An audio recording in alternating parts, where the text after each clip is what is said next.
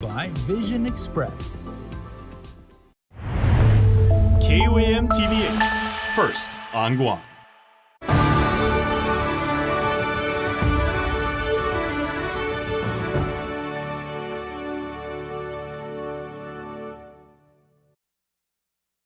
KUAM News headlines are presented by Calvo's Insurance, protecting Micronesia for 85 years. Matson and the Adahi Itano program. Apply at matson.com. Cars Plus, Guam's automotive leader in sustainability and electric vehicles. Learn more at carsplusguam.com. McDonald's of Guam, I'm loving it.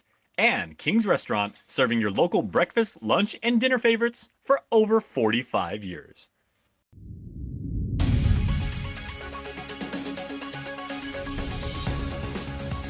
Ahead on KUAM News Prime Time. The Guam Civil Service Commission unanimously voted to provisionally null and void 33 fire service specialist promotions that occurred back in January for the Guam Fire Department. I'm Jonagan Charfritz, and coming up, I tell you what this means for the department and why it's happening.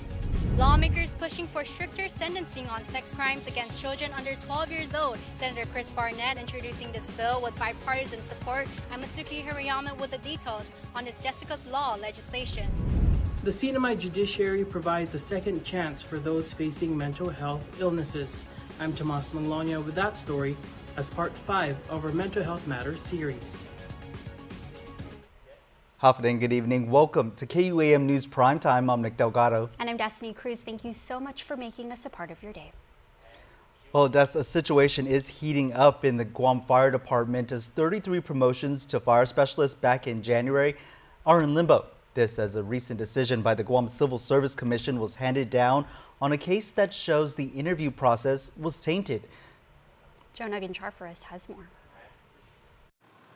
33 fire service specialists with the Guam Fire Department who were promoted at the beginning of this year are awaiting the outcome and final decision of the Guam Civil Service Commission after a complaint filed by one of their own alleging interview rating and scores were messed with was found to be valid. As a result, with a unanimous vote of 4-0, the Commission voted to provisionally null and void all the fire service specialist promotions. Acting Fire Chief Joey Nicholas. I strongly believe, both as a leader and employee of the government, that due process is important, that there are these protections in place. In this particular case, although I can't comment, they did provisionally vote to null and void it. It was during a civil service hearing that took place on September 28th when the Board of Commissioners listened to the findings from a post-audit staff investigation that was conducted after the Commission voted unanimously to proceed with the investigation. The investigation is a result of a complaint that was originally filed with the CSC in April. The complainant, a firefighter 2, applied to be promoted to the fire service specialist position but was not selected. He believes that he should have gotten the promotion, but his score and rating sheet was manipulated after his interview.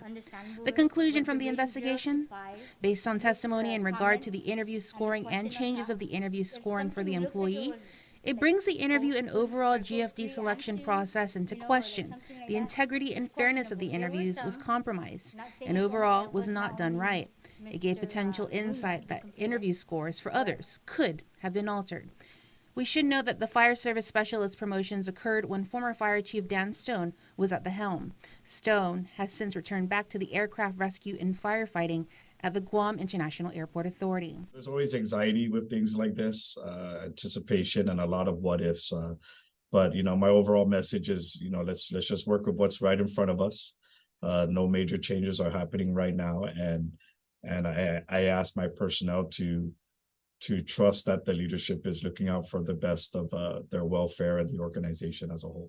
So Nicholas adds, without saying too much, my overall is just basically protecting the rights of our employees first and foremost, and ensuring the overall good for the Guam Fire Department and the organization and the people who are a part of it. Meanwhile, GFD has until October 9th to submit its response, which St. Nicholas fully intends to do. Commission Vice Chairman Anthony Benaventi looks forward to GFD's response. I really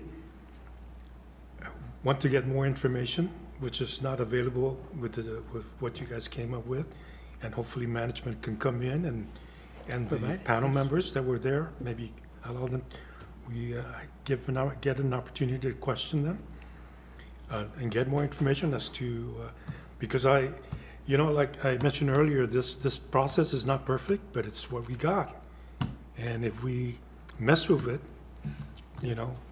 what else do we have? Jonagan Charfris, KUAM News. Public Safety Oversight Chair Senator Chris Barnett introducing a proposal to enact stricter sentencing for those convicted of first and second degree sexual conduct against children under the age of 12. His Bill 183 is modeled after Jessica's Law, a legislation passed in 46 states after the outrage erupted over in Florida after a child was raped and murdered back in 2005. Mitsuki Hirayama has the details. I hope the judges don't give the minimum if this bill becomes law. I pray that they give the maximum and, lock up these sick perverts and pedophiles for life. Lawmakers are pushing for stricter penalties for sex crimes against children under 12 years old. Senator Chris Barnett is the main sponsor of Bill 183, or Jessica's Law. Well, I think what motivated me was in looking around the country. Jessica's Law has become law in 46 states. And given our statistics relative to sexual assault of children, I think is very horrifying. And I felt like if everybody else was doing it, why weren't we? And really, I feel like this measure is long overdue. The legislation is named after Jessica Lunsford, a 9-year-old girl who was kidnapped, raped, and murdered in Florida in 2005. Keep visualizing what could have possibly went through this man's head to make him do such a thing. I can't imagine anybody being so destructive. Our most vulnerable deserve to be protected, and I think that this is what this bill does. When you talk about the high recidivism, which is the likelihood that these sex offenders will commit similar crimes again, I mean, the statistics are out there. So the longer that we can keep them locked up and away from the kids, the better. His measure mandates a minimum 25-year prison sentence for those convicted of first-degree criminal sexual conduct and a minimum 10-year sentence for second-degree criminal sexual conduct against a victim under the age of 12. It also allows the courts to impose a lifetime of parole and restricts those serving time from engaging in work release or educational programs outside prison. I feel like if 46 other states are doing it, and we all know that, we have a problem with sexual assault on island, I'm surprised this measure hasn't been passed sooner, and I'm going to work hard to get this to become law. A similar attempt to increase penalties was made 5 years ago. Former Senator Luis Muñoz introduced a variation of Jessica's Law. Never made it to the session floor. What makes his proposal different?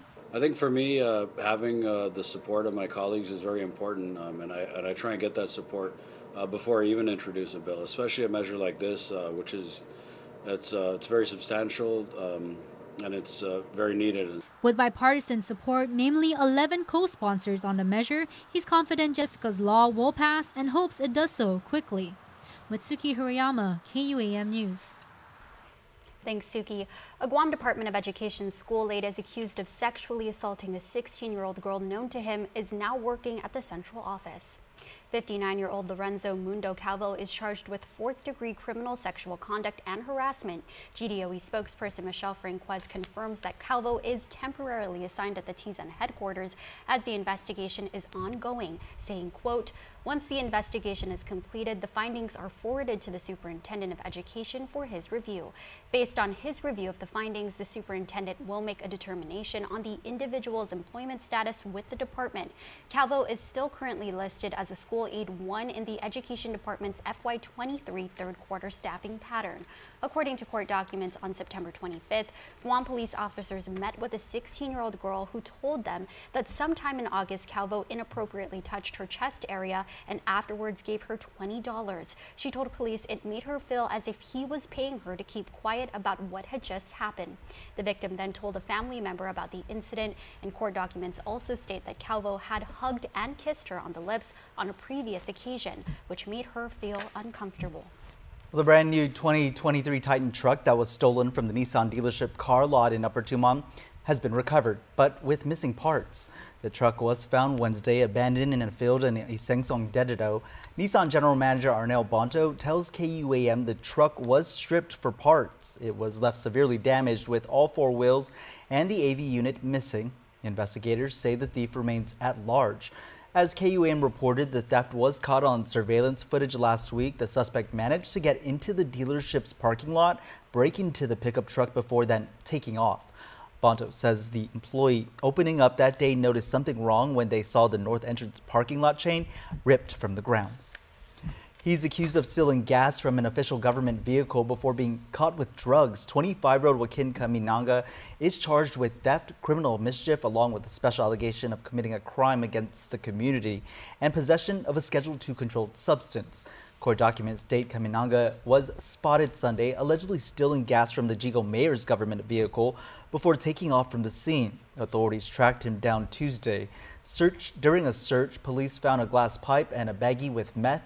Documents state he was on pretrial release at the time for a separate theft where he allegedly stole items from a home improvement store and was later caught with drugs. After 3 years of waiting and high emotions, mother of murder victim Michael Castro says she finally feels relief burying her son over the weekend.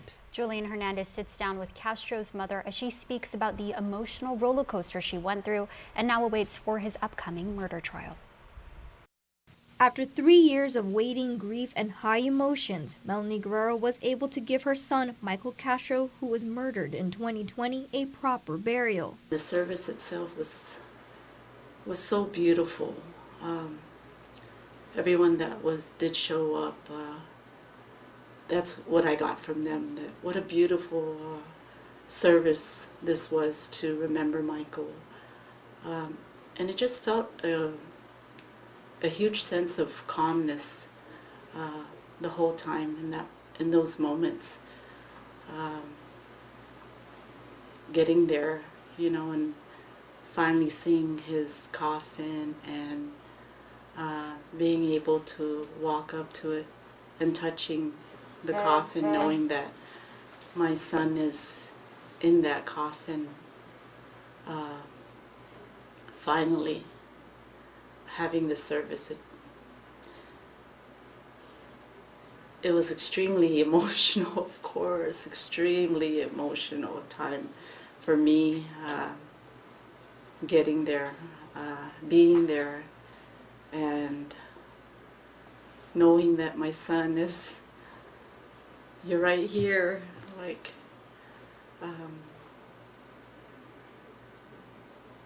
my heart just fell to the ground. Castro was laid to rest last Saturday at the Guam Memorial Park in Barrigada.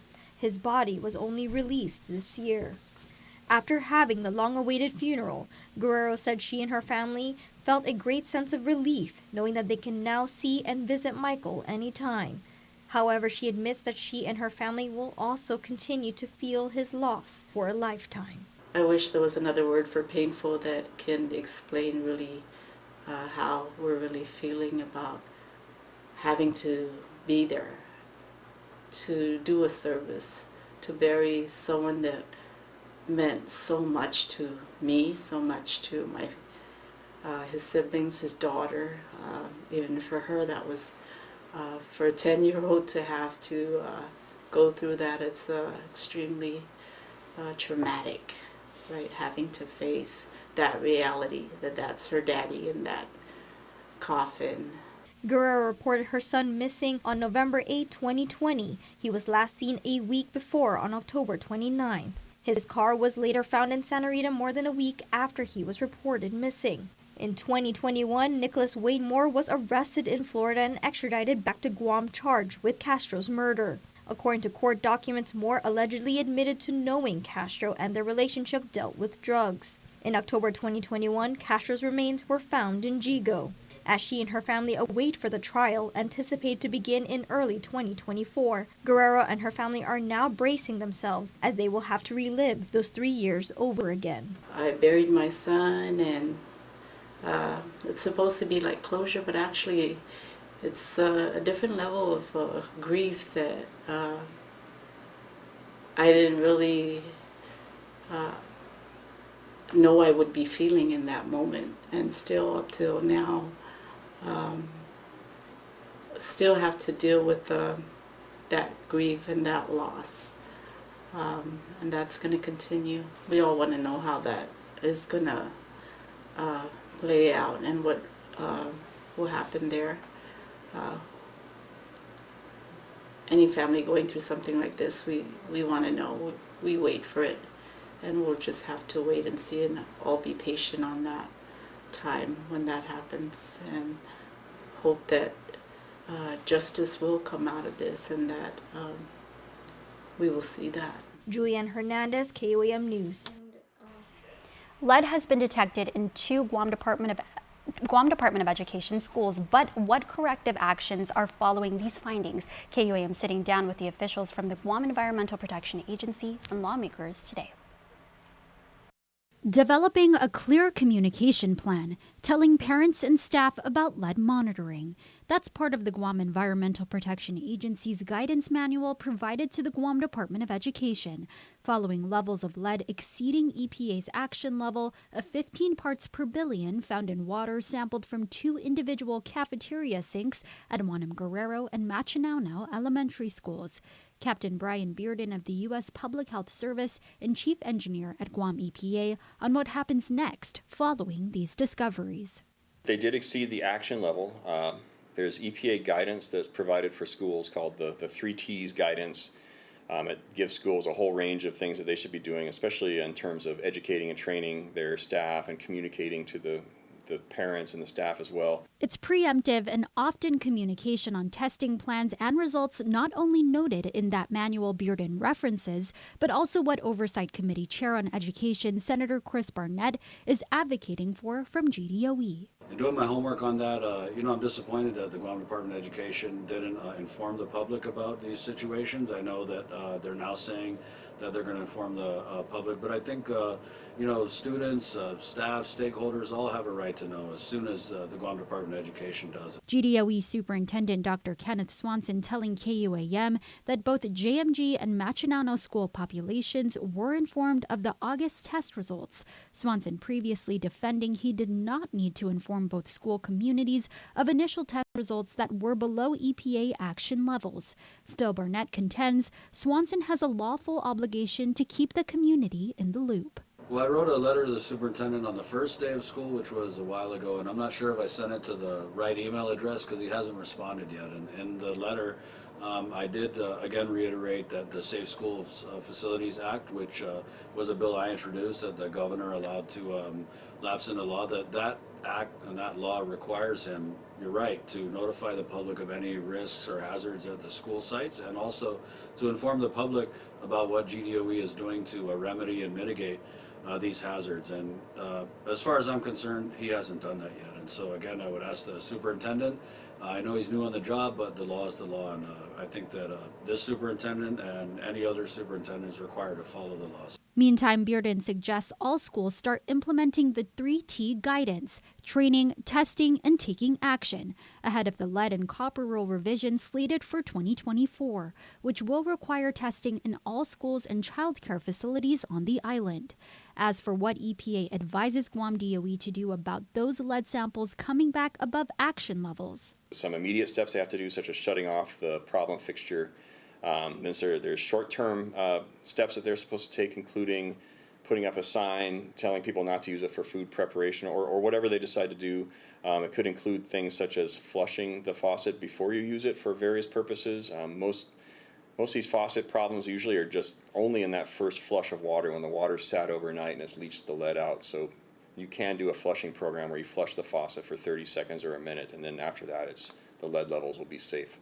And then there's long-term steps that are recommended, and that includes up to steps such as replacing the plumbing or replacing the fixture itself. Guam DOE say it has already implemented some immediate and short-term efforts, like disconnecting both devices at JMG and Machinao.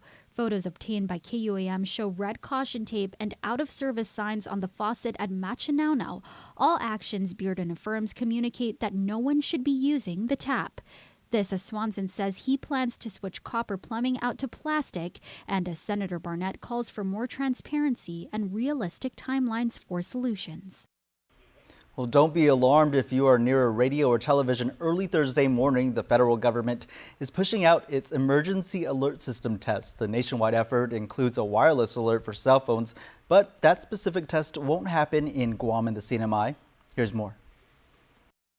Routine tests of the emergency alert warning system are extremely important. If you are an early bird, your day could begin with hearing an alert on your TV or radio. So there's going to be a basic standard test tone as well as a standard test message, and it'll also let the community know that this is not connected to any emergency. So unless your TV or your radio is on, you won't be able to hear it. But if you're looking forward to tuning in, it's going to be at 4:20 in the morning, Thursday, October 5th. Guam Homeland Security spokesperson Jenna Blas shares the importance of the test. Our office did issue the information directly from FEMA and the FCC that they're holding this nationwide test. It's not the first time they've done this.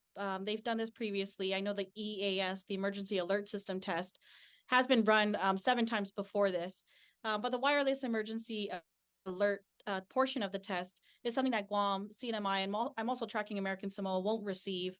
We'll only be getting the emergency alert system test. Test results released from the 2021 Emergency Alert System demonstrated that the national EAS distribution architecture is largely effective as designed. Officials noting the test also shed light on challenges that impeded the ability of some EAS participants to receive and/or retransmit the test alert. Officials noting the test also shed light on challenges that impeded the ability of some EAS participants to receive and/or retransmit the test alert.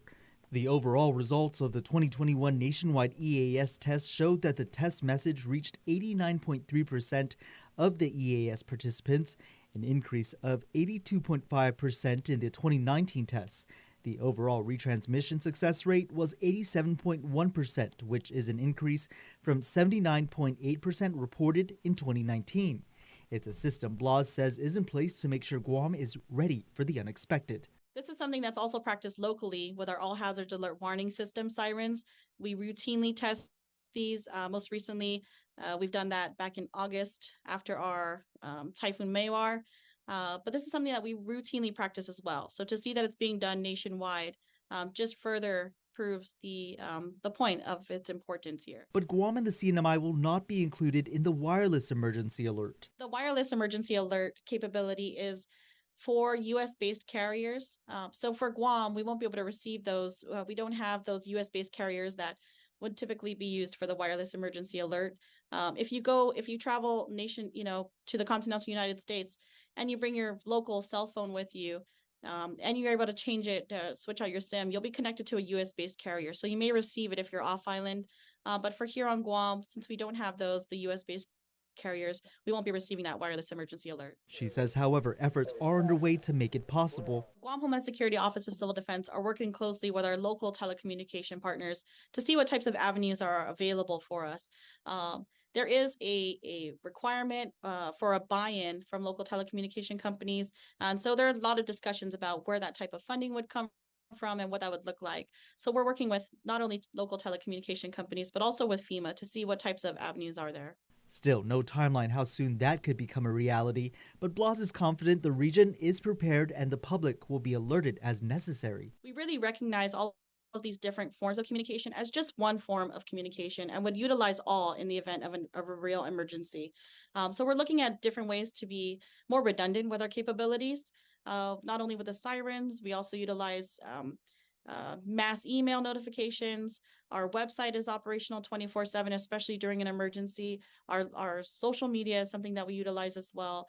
And we work very closely with our local media partners that have the capability to issue those latest news broadcasts. Again, the emergency alert system will only go off on your television or radio for those in Guam and the CNMI Thursday at 4:20 a.m. Well, the Writers Guild of America has ended its strike, and some of the most popular programming you watch on KUAM, such as The Tonight Show with Jimmy Fallon, returned to the air just yesterday. But the labor dispute within the entertainment industry is not quite over, as members of the Screen Actors Guild remain on strike. They want to deal with the studios on streaming residuals and prevent AI from replacing actors on set. Our Nestor Lecanto is on assignment in New York City for another event, but files this report on the SAG strike.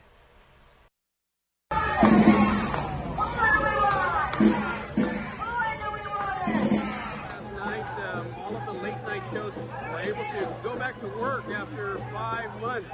We attended a show for NBC's Jimmy Fallon last night, and he was very appreciative that the strike was over. And in fact, he mentioned the fact that they had held fundraising event for the riders who have been on strike, as I said, for 5 months, and to supplement their income while they were not getting paid for being on strike. And so we see now the Screen Actors Guild is striking on its own, and they're hoping to see a similar resolution to their contract demands.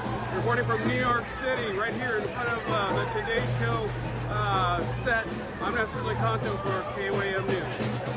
It's striking on its own, and they're hoping to see a similar resolution to their contract demands. Reporting from New York City, right here in front of the Today Show set, I'm Nestor Lecanto for KUAM News. Thanks, Ness. Our Nestor Lecanto reporting from New York City, where he's on assignment covering a United Airlines media event on their biggest improvements to polarize business class since the service was launched 7 years ago. Wow.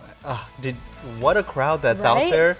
And I'm glad that that strike is finally over, because you know what this means? What? More shows coming to a screen near you, including right here on KUAM and streaming on Peacock. That's where you can also watch us here on KUAM. What's one of the shows that you're looking forward to? I'm not too sure, but I'm really on a Real Housewives of Potomac kick on Peacock, so love that. Love How that about for you? Do you have one? There's so many, I can't even think right now. But I'm just glad that at least the strike is over. Definitely. We'll have more news after the break. Keep it here. You're watching KUAM. KUAM TV 8, live on Peacock. Check out our live channel, NBC shows, live sports original programming, movies, plus so much more. Visit peacocktv.com/local or download the app and subscribe. In 2022, the all-electric Hyundai Ioniq 5 won the award for World Car of the Year. So, of course, the all-electric Hyundai Ioniq 6 just had to go out and win World Car of the Year for 2023. Because everyone knows how competitive sibling rivalries can be. World Car of the Year, 2 years in a row.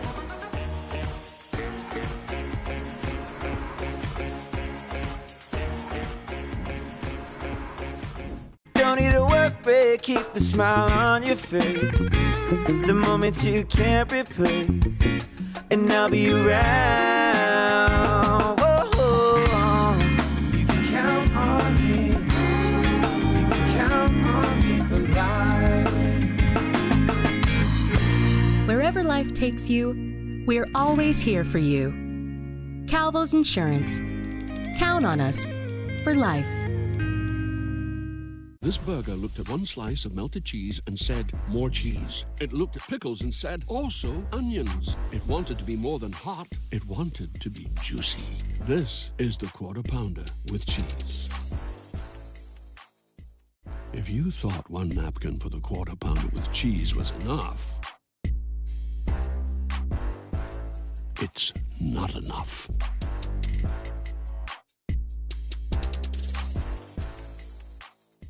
Howdy, folks. Nobody loves a Guam potluck more than I do. That's why I always bring my world-famous chicken, served any way you like it. Original recipe, extra crispy tenders, Kentucky Fried Wings, and more. Only at KFC Guam. Whoops! Well, it is finger-licking good. What you need to know from the Northern Marianas. Follow KUAM CNMI on Instagram for the latest regional headlines. Welcome back to Prime Time. Regional correspondent Tomas Manglotnia has been reporting on the mental health issues and solutions at the CNMI public school system on Saipan Tinian and Rhoda. In part 5 of our Mental Health Matters series, we speak with the judiciary who recently created a mental health court. Here's more.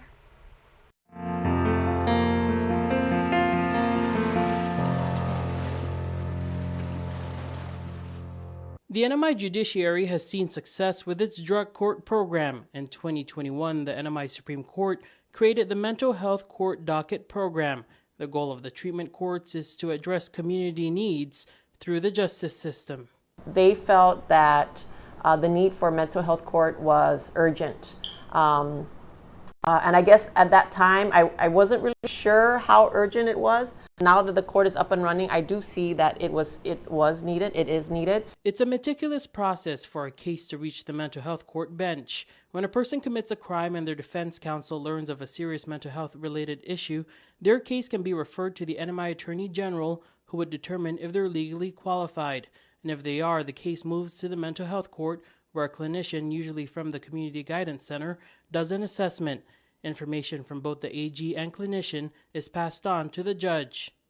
And if the judge agrees and says, yes, this person is a good fit for mental health court, then they're accepted. And then they do a change of plea, but the plea's held in abeyance, so they're not sentenced, and they go through the program. And if they graduate, then the case is dismissed, charges are ripped up basically, and they get to continue in society without being imprisoned and without a record. Since the inception, we have 5 participants. The program has 2 different tracks, where track 1 is for participants who has dual co-occurring mental health and co-occurring substance use, and track 2 is focused on less supervision, which is only entailing for participants who have mental health, not drug use. And so for track 1, which has participants with both substance and mental health, there's different phases. It has 5 different phases, and the overall would be 28 months. However, mental health court, and just like drug court, right, it's really one phase does not fit all. It's a multi-agency effort involving various community partners. So it's really, although there's structure, it's really a case-by-case situation based on the entire team's effort. And when I say the team, it's not only the court staff, which entails the mental health manager, the clinical liaison, the 2 case managers and 2 officers, and the judge, but also the prosecutor, the defense counsel, the clinicians, big part of our team, and also the DPS officer and the DOC representatives. The treatment court is providing a new perspective on the justice system and its relationship to the community. I tell the team, we need to shift our focus from trying to keep them away from alcohol and meth and just be completely sober. The wins that we get when they don't get arrested anymore, that's a win. When they take their medication, that's a win. When they show up to court, that's a win, okay? When they come for drug testing, whatever it is that they're told to do, when they do those things, even little things, that's a win. The court acknowledges just how delicate the process is and how much time can go into recovery. This is going to be a marathon. We cannot expect to see result next year or the year after. This is going to be, the mental health court needs to be measured in a different standard and different way. It can't be just about numbers. Tomas Manglonia, KUAM News, Saipan. For the first time in U.S. history, the Speaker of the House has been removed from his position as the leader of the chamber by a vote of 216 to 210. Lawmakers booted Speaker Kevin McCarthy. That throws the House into unprecedented territory and in search of a new speaker. CBS's news correspondent Skylar Henry is on Capitol Hill with the latest. The office of Speaker of the House of the United States House of Representatives is hereby declared vacant. In a dramatic showdown, the House ousted Kevin McCarthy from his job as Speaker, making him the first Speaker ever removed by a House vote. McCarthy spoke Tuesday evening, announcing he will not seek another run at the position. I will not run for Speaker again. I'll have the conference pick somebody else. Chaos is Speaker McCarthy. McCarthy's key GOP rival, Matt Gaetz of Florida, sparked the historic move by forcing the vote on the motion to vacate. The reason Kevin McCarthy went down today is because nobody trusts Kevin McCarthy. You all know Matt Gaetz. You know it was personal. The now former Speaker angered right-flank members of his party by working with Democrats on a funding bill to avoid a government shutdown. Before today's vote, McCarthy said he was prepared for the outcome. Keeping government open and paying our troops was the right decision. I stand by that decision. And at the end of the day, if I have to lose my job over it, so be it. Moments after the vote to remove McCarthy, his close ally, Patrick McHenry of North Carolina, was named Speaker pro tempore. Over the weekend, the country just narrowly avoided a government shutdown, but that fix was only temporary. The clock is ticking. That short deal runs out in 43 days. Skylar Henry, CBS News, Capitol Hill. this Christmas. And last year, the Saipan Chamber helped collect 2,602 toys for kids. This year, the U.S. Marine Corps is teaming up with the Saipan Chamber, Northern Marianas College, the Governor's Office, and the Women's Affairs Office. When we contribute to Toys for Tots, it's not just donating a toy. It actually brings joy and happiness to kids, and really kind of makes Christmas for probably to some kids that might not. It might not have been such a great experience otherwise. Now, organizers say a drive will be established with the help of local families to receive the gifts. A family-owned and operated food truck in Las Vegas that has been satisfying island barbecue cravings while serving up good old Southern hospitality. Jonah Gincharfris has more on Tunu Fix.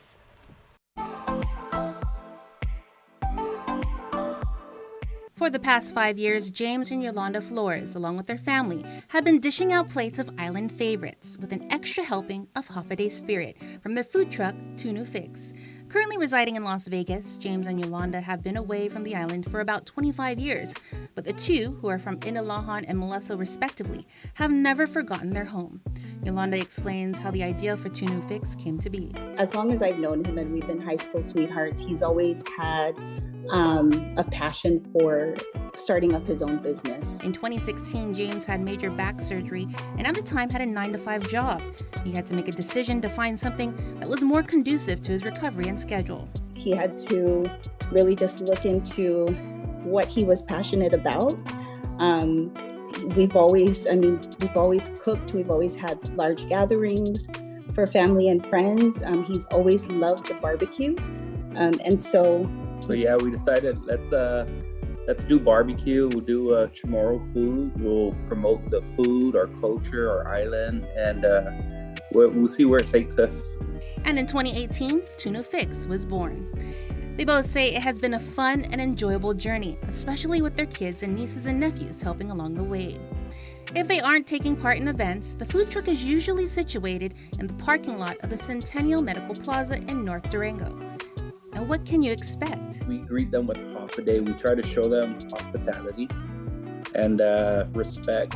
We call our elders uncles and aunties. We teach the kids that too.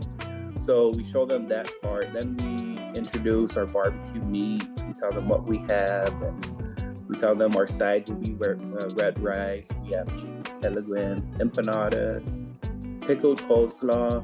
And the response? His food speaks for itself, but also, just welcoming people speaks volumes as well. And so we've had really good response.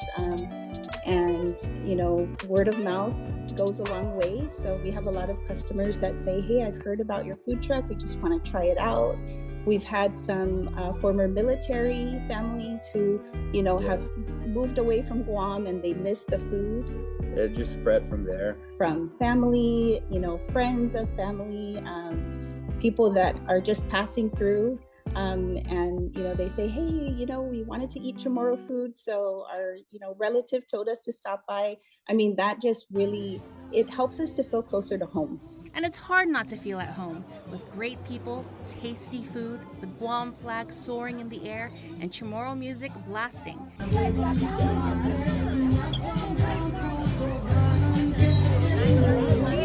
It truly feels like a fiesta when you are at Tunu Fix. Oh, and these proud parents had to include a very special shout out. Our daughter is attending UOG right now. She's in the master's program for Micronesian Studies. And her name is Isa Rihanna Flores. And we want to say, we love you, Isa. We miss you, and we'll see you soon. Yeah, we love you, Isa. And to our family and friends back home, thank you for always recommending us when family and friends travel out here. We love you guys for that. Thank you very much. Si Diyos Maasi for all the love and support that we've received. Keep up with the Flores family and the food truck by following them on Instagram at TunuFix3LV. Jonah Gincharfris, KUAM News.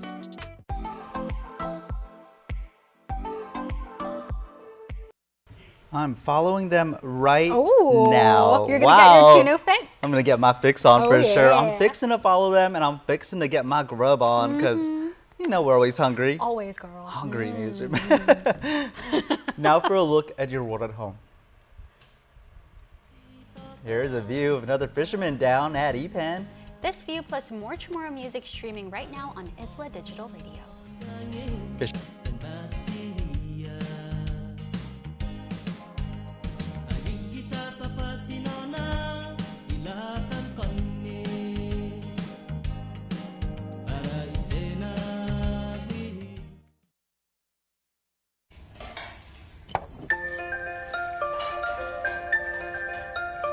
Honey, do you want some milk?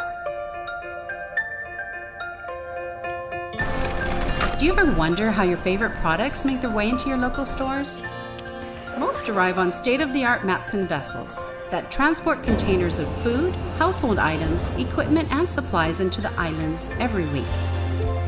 Because we know that you depend on us, we work closely with our partners to ensure that our shipments arrive on time, all the time, so you can find your favorite products when you need them. We transport the region's most precious cargo that supports successful businesses and promotes a better quality of life for our families. Matson is proud to have been the hometown shipping carrier for Guam, the CNMI, and Micronesia for the past 25 years, and you can count on us to be here for generations to come.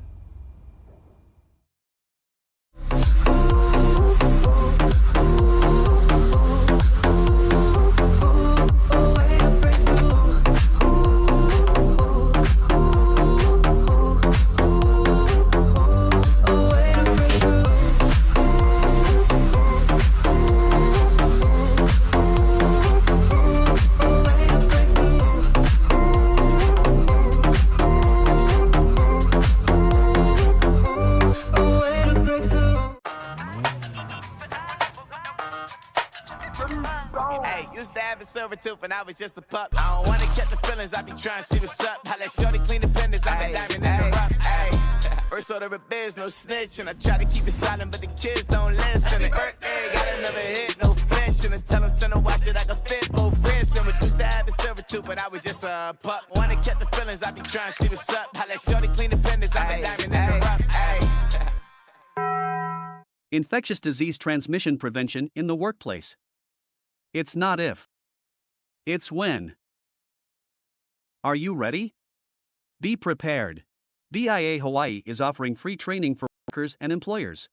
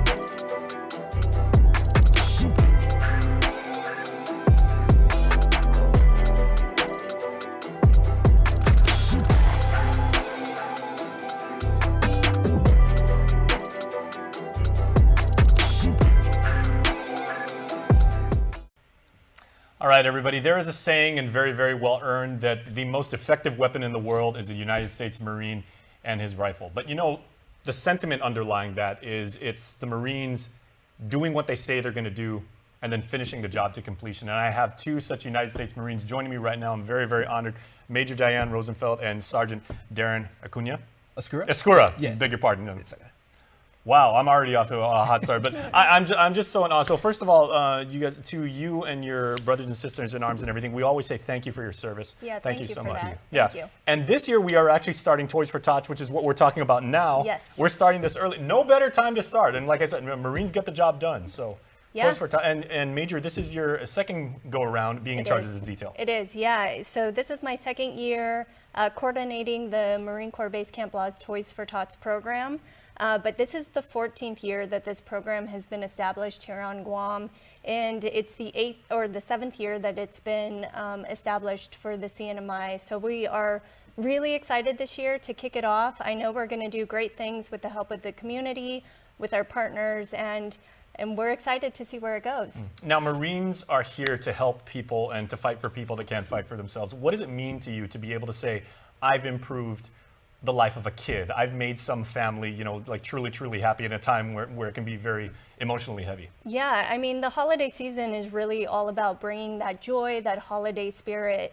And I remember as a kid when I got that special Christmas present under the tree, and maybe it was just one present or two presents, but that meant the world to me as a young kid. And to be able to have that opportunity with our partners in the community to deliver those gifts to those kids, it's going to make a huge difference and help just make the holidays that much more special for those children. Well, very fittingly, Sarge, I know this is a labor of love for you. It's not just any detail. It's not an assignment from the Corps, because you're a product of Guam. You come from Santa Rita. Yes, I do. So thank you for your service. And you have a special connection to the Toys for Tots program as well. Yes, sir, I do. When I was younger, I actually was a recipient, me and my siblings, of a Toys for Tots gift. So yes. So what does it mean to you to be able to now be part of this program and say, I'm going to give, you know, my all as a Marine, and I'm going to do what I was trained to do, which is to get the job done to help kids? It means everything. It's a full circle around. It's the universe's way of saying, hey, we've paid you. Now this is your time to go ahead and give back to some of those kids who need your help. All right, so let's talk now about, because you don't have to wait just for Black Friday, everybody, or, you know, Cyber Monday and everything. You can always prepare and get a toy that can make a child's day. So what kind of toys are being accepted and where are the drop-off points? So we have drop-off points all over Guam. Specifically, we're going to have drop-off points at most of the local businesses, in Tumon at the hotels. Name a bank and they're going to have a box. We're actually going to be next week delivering all of those toy donation boxes to the different businesses. And next week we'll also have a map on our social media sites to be able to indicate which businesses are supporting the Toys for Tots program. Outstanding. Okay, so, and I'm just guessing based on what's happened in popular culture this year, I think Barbie is going to probably be like a very, very popular toy. I can imagine Barbie is going to be a popular toy, especially for those kids in the middle age ranges.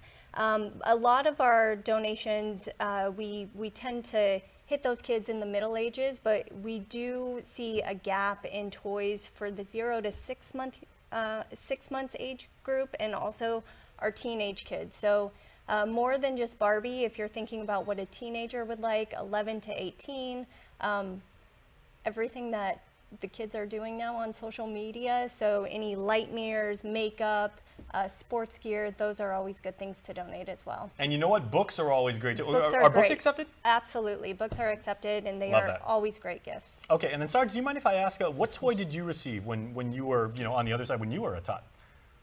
I gotta say, I was a big fan of Hot Wheels, and I got it, so I was very happy with that. There you go. Yes. All right, so we've talked now about collection points. So how about distribution?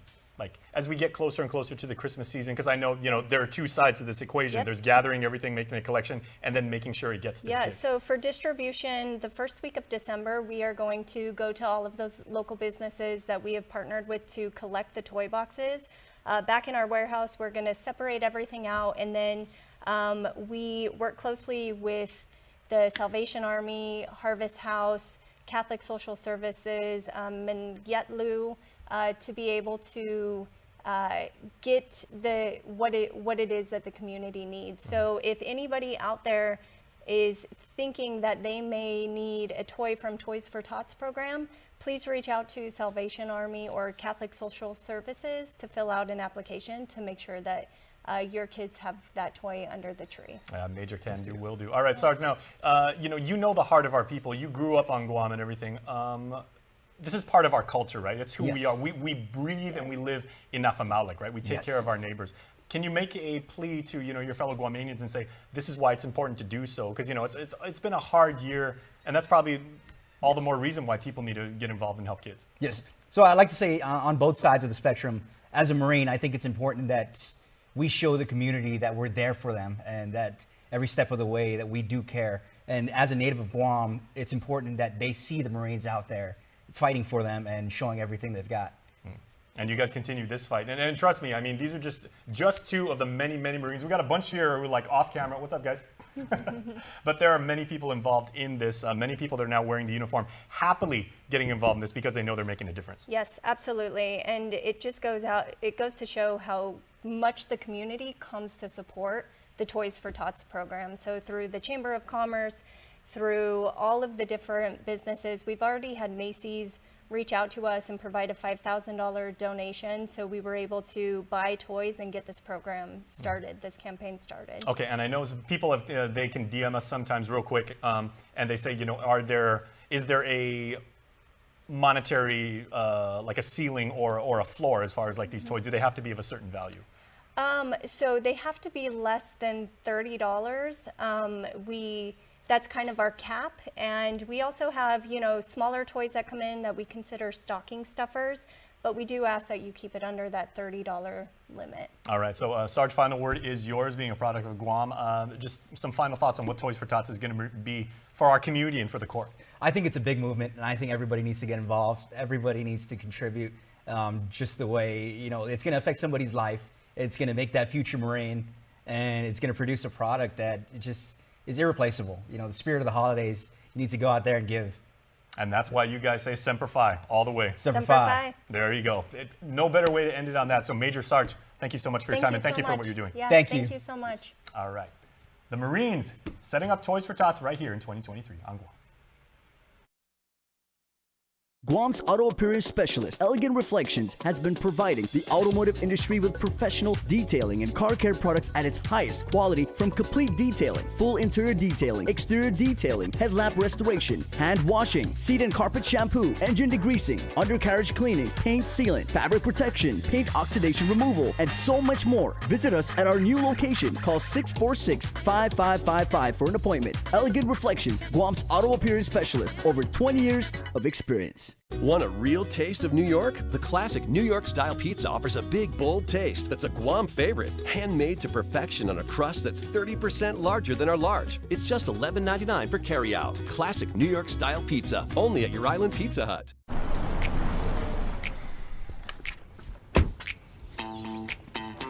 There it is. My dad went EV. It's electric. Don't be shocked. The guy who's eternally locked out of his email is going EV. Ooh, nice car. Actually, it's an Ev. Rhymes with Kevin. Look, EVIP parking. I get it. You think they don't charge fast enough or go far enough. Up to 80% charge in 18 minutes. Range? Heck, we could go to Mexico. Are you Kevin Bacon? But EVs aren't going to stop being a thing. Look at the Ioniq 6. Maca mushroom frap for Kevin. So just make the leap already. Okay, watch this. Blue or red? Blue light, red light. I can also make it play nature sounds if you want. Let's just drive. Introducing the all-electric Hyundai Ioniq 6 with up to 360-mile range. When it comes to EVs, we're thinking of every mile.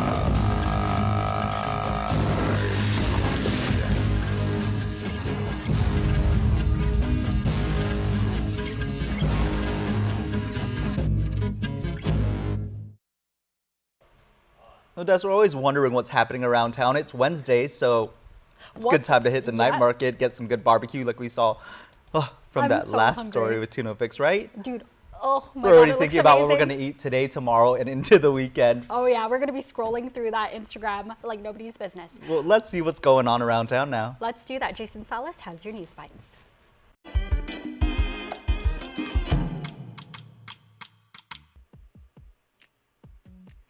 All right, everybody, you know what I'm all about, technology and progressive uses of it. And man, I am a big, big fan of the Women in Aviation Guam chapter, and they, on the 14th, are having a wonderful event. It's an open house from 3 to 7 p.m. Saturday.